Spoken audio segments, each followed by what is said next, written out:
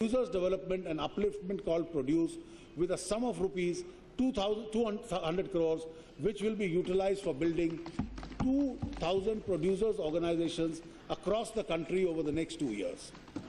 Government is committed to reform in the food sector. Restructuring FCI, reducing transportation and distribution losses, and efficacy of PDS would be taken up on priority. Government is also committed to provide wheat and rice at a reasonable price to the weaker sections of the society. Even if, due to inadequate rainfall, there is a marginal decline in agricultural production, stocks in the central pool are adequate to meet the exigency. Government shall, when required, undertake open market sales to keep prices under control. Kisan Television, dedicated to the interest of agriculture and allied sectors, will be launched in the current year. This will disseminate real-time information to the farmers information regarding new farming techniques, water conservation, organic framing. I propose to set aside a sum of rupees 100 crores for this purpose.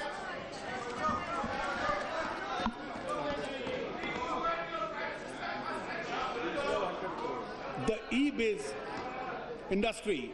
The e-biz platform aids to create a business and investor-friendly ecosystem in India by making all businesses and investments related to clearance and compliances available to 24/7 single portal with an integrated payment gateway. All central government departments and ministries will integrate their services with the e-biz platform on priority by 31st December this year.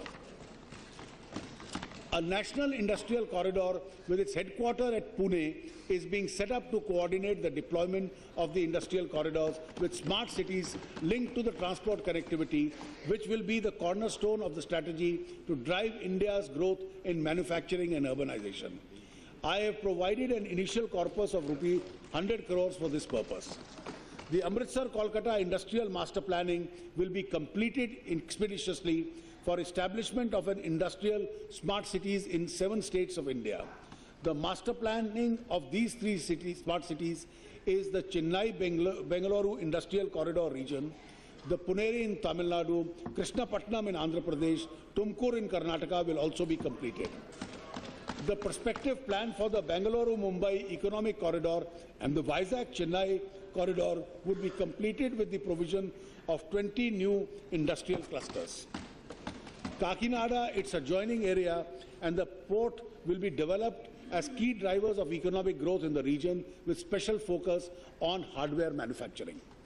Exports cannot be exponentially increased unless states play a very active role in export promotion by providing good infrastructure and full facilitation.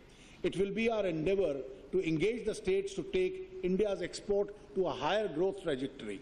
It is proposed to establish an export promotion mission to bring all stakeholders under one umbrella. The government is committed to revive the special economic zones and make them effective instruments of industrial production, economic growth, export promotion and employment generation. For achieving this, effective steps would be undertaken to operationalize the special economic zones, to revive the investors' interest, to develop better infrastructure, to effectively and efficiently use the available unutilized land. Comparing the size of Indian economy, the performance of the apprenticeship training scheme is not satisfactory, and a large number of training facilities in industry are unutilized. Apprenticeship Act will be suitably amended to make it more responsive to the industry and youth. It will also encourage the MSMEs to avail of the benefits under the scheme. The SMEs form the backbone of our economy. They account for a large portion of our industrial output and employment. The bulk of service sector enterprises are also SMEs. Most of our SMEs own account enterprises. Most importantly, a majority of these enterprises are owned and run by SCs, STs and OBCs. Financing of this sector is of critical importance, particularly as it benefits the weakest section. There is a need to examine the financial architecture for this sector. I propose to appoint a committee with representatives from the Finance Ministry, Ministry of MSME, RBI to give concrete suggestions in 3 months.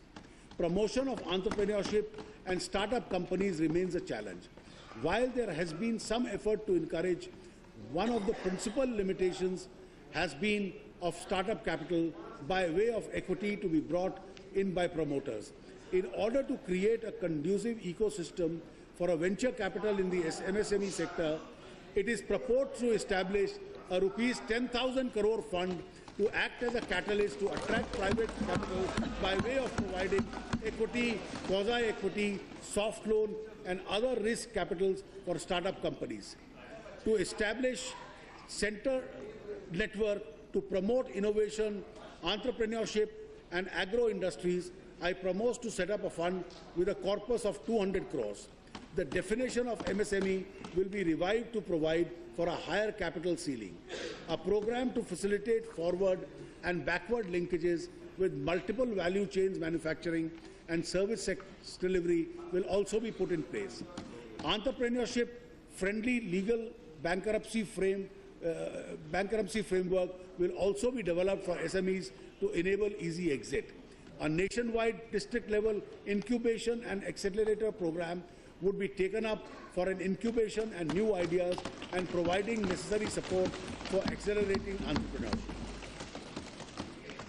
I propose to set up Trade Facilitation Center and a craft center with a museum with an outlay of 50 crores to develop and promote handloom products and carry out the rich tradition of handlooms of Varanasi, where I intend to support textile mega clusters. I also propose to set up 6 more textiles clusters in Bareilly, Lucknow, Surat, Kutch, Bhagalpur, Mysore and in Tamil Nadu. I am allocating a sum of rupees 200 crores for this purpose. I also propose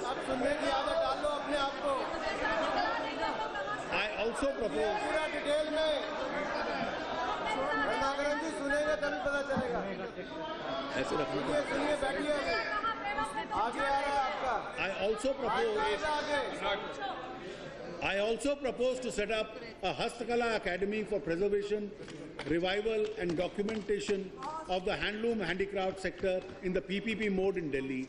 I have set aside a sum of rupees 30 crores for this purpose. I propose to set up a Pashmina production program P3 and a program for development of other crafts in Jammu and Kashmir. I have set aside a sum of rupees 50 crores for this purpose. India has emerged the largest PPP market in the world with over 900 projects at various stages of infrastructure development. PPCs have delivered some iconic infrastructures like airports, ports, highways, which are seen as models for development globally.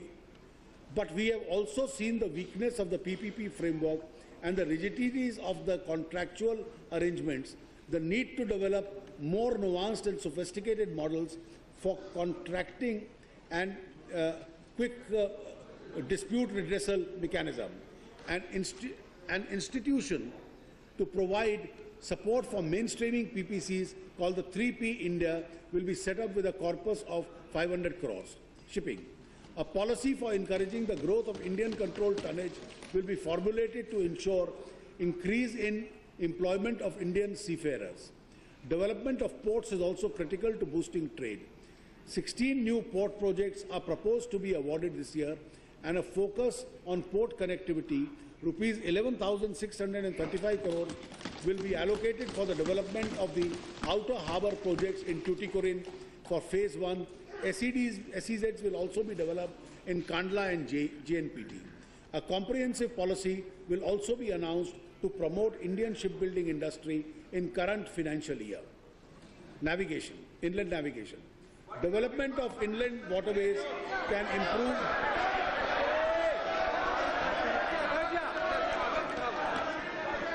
nothing will go on record. Nothing will go on record. Only with the money. बैठो बैठो फिर बाहर जाके भी house के अंदर भी और बाहर भी शोर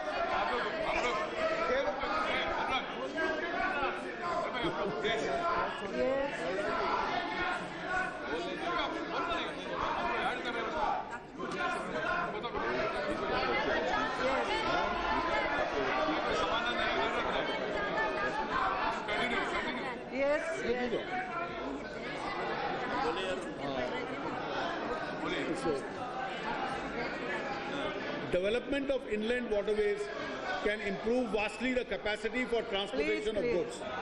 A project of River Ganga called the Jal Marg Vikas will be developed from Allahabad to Haldia to cover a distance of 1620 kilometers, which will enable commercial navigation of at least 1500 tonnage vessels.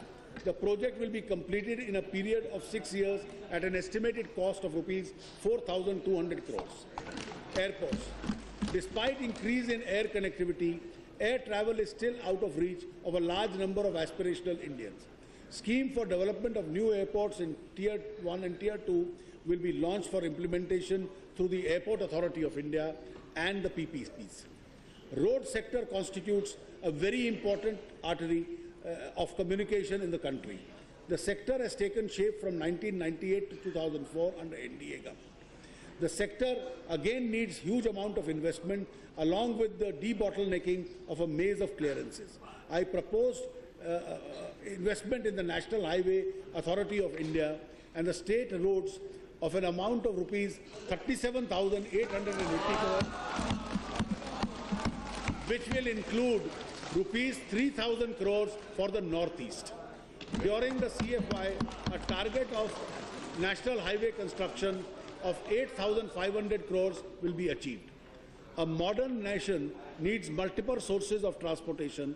A country of India's size must have a transport network which can ensure faster travel across the cities which are geographically distant. This will also improve the supply chain in transporting goods across cities. We will initiate work on selective expressways in parallel to the development of industrial corridor.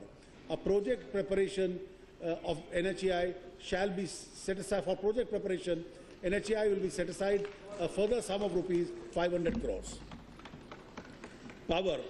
To promote cleaner and more efficient thermal power, I propose to allocate a sum of rupees 100 crores for preparatory work of the new scheme called the ultra-modern supercritical coal-based thermal power technology. Comprehensive measures for enhancing domestic coal production are being put in place along with stringent mechanism for quality control and environmental protection, which includes supply of crushed coal and setting up of washeries. The existing impasse of coal sector will be resolved with the adequate quantity of coal will be provided in the power plants which are already commissioned and would be commissioned by March 2015 to unlock dead investments. And exercise to rationalize coal linkages which will optimize transport of coal and reduce power costs is underway.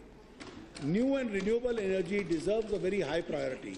It is proposed to take up ultra-modern solar power projects in Rajasthan, Tamil Nadu and in Ladakh in J&K. I have set aside a sum of rupees 500 crores for this purpose.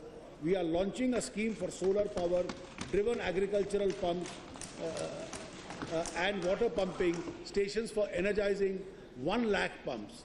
I propose to allocate a sum of rupees 400 crores for this purpose. An additional amount of 100 crores is set aside for the development of 1 MY solar parks on the banks of canals, implementation of green energy